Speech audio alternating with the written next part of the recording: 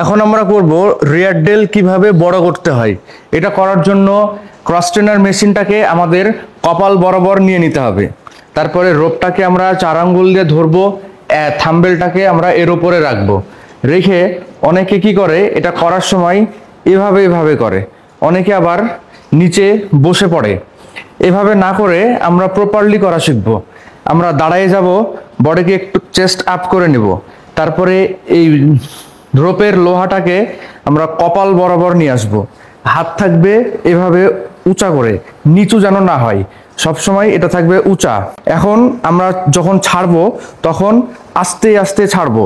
এটাকে আমরা পুরোটা ছাড়বো না, পুরোটা ছাড়লে আমাদের মাসেল থেকে টেনশন চলে যাবে। তাই একটু আমরা টেনশন রাখবো, রেখে জোরে টান দেব। আমাদের এখানে এখন রিয়ার ডেল পুরোটা অ্যাক্টিভ হয়ে আছে। ছাড়ার সময় স্লো ছাড়বো, টানার সময় একটু fast. Breathe in, breathe out. যদি এভাবে করেন তাহলে দেখবেন আপনাদের রিয়ার ডেল অনেক সুন্দর হয়ে গেছে। রিয়ার ডেল সুন্দর হইলে ব্যাক মাসেলও অনেক সুন্দর লাগে।